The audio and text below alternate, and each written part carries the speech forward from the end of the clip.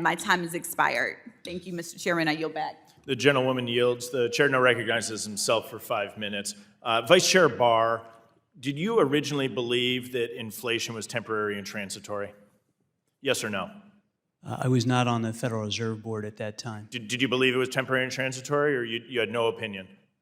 I would say at that time I did not have an informed opinion. You did not have an informed opinion if it was temporary and transitory. The Federal Reserve continued to call inflation temporary and transitory until Q4 of 2021. The Biden administration continued to call inflation temporary and transitory. I apologize, the Federal Reserve Q4 of 2021. Biden administration Q1 of 2022, following the Russian invasion of Ukraine. That's when they stopped calling it temporary and transitory. Would the challenges that we saw with SVB have taken place if inflation truly was temporary and transitory? Yes or no? The problems that came about from SVB are from classic interest rate risk management. So if inflation was temporary and transitory, then I will make the assumption on your behalf, for myself, that interest rates would not have gone up. If interest rates didn't go up in the manner and hold in the way that they are, SVB would not have occurred. The breakdown of the bank. Sir, banks have an obligation to manage interest rates, whether they're going up or going down. It's just classic good banking, and it wasn't done here. Okay, so let me dive in then. Yesterday, in response to a question from Senator Rounds following the matter requiring immediate attention, the MRIA, you noted that there was a challenge in the model, that it was, quote, was not at all aligned with reality, end quote. Was that a challenge in modeling in particular interest rates? Or what part of reality was it not connected with? Let me also say, as I mentioned earlier today, I called that an MRIA yesterday, but I meant an MRIA. It was just a staff note mistake. But so it's an MRA on interest rate risk. And basically what I meant is that their model showed that they'd earn more money as rates were going up, and they were losing more money. So interest rates was at the core of how it was disconnected from reality?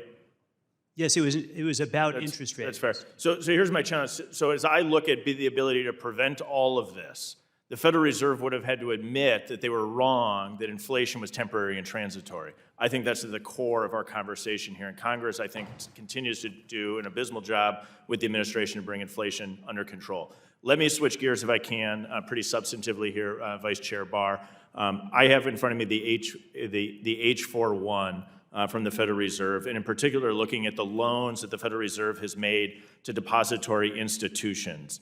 There's been a significant shift in particular as relates to other credit extensions.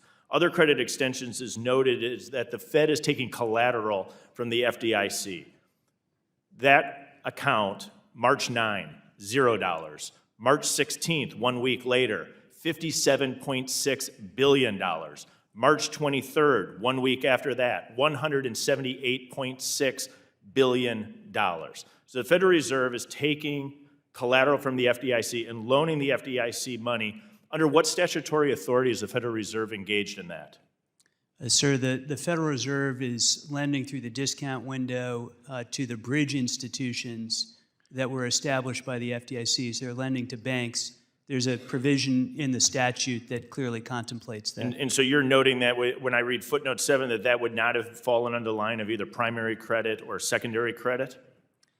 For the purposes of enhancing transparency to the public, that line was broken out so that everybody could see exactly what it was. Okay, that is helpful. Then if I can shift to you, Chair Grunberg, as we look at this dramatic increase, is there a reason that you used this facility rather than one, selling assets, or two, tapping your line of credit at the Treasury, which I believe is to the tune of $100 billion?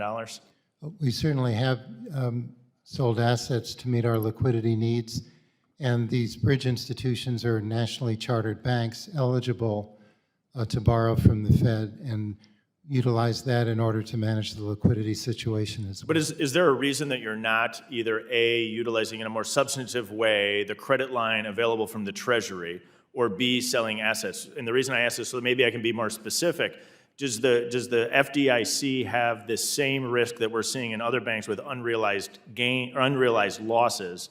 And is that why you're tapping this facility rather than selling assets?